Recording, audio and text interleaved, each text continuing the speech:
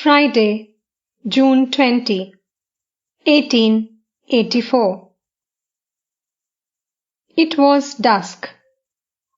Sri Ramakrishna was sitting in his room, absorbed in contemplation of the Divine Mother. Now and then, he was chanting her name. Rakhal, Adhar, M, and several other devotees were with him. After a while, the evening worship began in the temples. Adhar left the room to see the worship. Sri Ramakrishna and M conversed. Master: Tell me, does Baburam intend to continue his studies?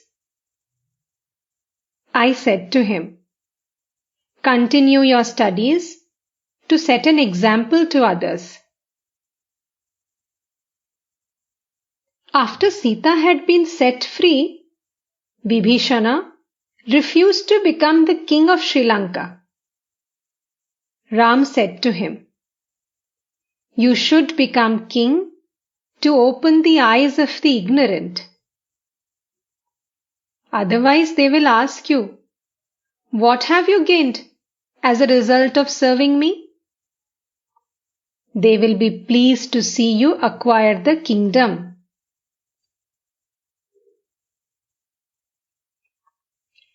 I noticed the other day that Baburam, Bhavanath, and Horish have a feminine nature. In a vision, I saw Baburam as a goddess with a necklace around her neck and with woman companions about her. He has received something in a dream. His body is pure. Only a little effort will awaken his spiritual consciousness. You see, I am having some difficulty about my physical needs. It will be nice if Baburam lives with me. The nature of these attendants of mine is undergoing a change. Latu is always tense with spiritual emotion. He is about to merge himself in God. Rakhal is getting into such a spiritual mood that he can't do anything even for himself. I have to get water for him. He isn't of much service to me. Among the youngsters, Baburam and Niranjan are rather exceptional. If other boys come in the future, they will, it seems to me, receive instruction and then go away. But I don't want Baburam to tear himself away from his family. It may make trouble at home. Smiling. When I ask him, why don't you come? He says, why not make me come? He looks at Rakhal and weeps. He says, Rakhal is very happy here. Rakhal now lives here as one of the family. I know that he will never again be attached to the world. He says that worldly enjoyments have become tasteless to him. His wife came here on her way to Konnagar. She is 14. He too was asked to go to Konnagar, but he didn't go. He said, I don't like merriment and gaiety. What do you think of Niranjan? M. He is very handsome. Master. No, I am not asking about his looks. He is guileless.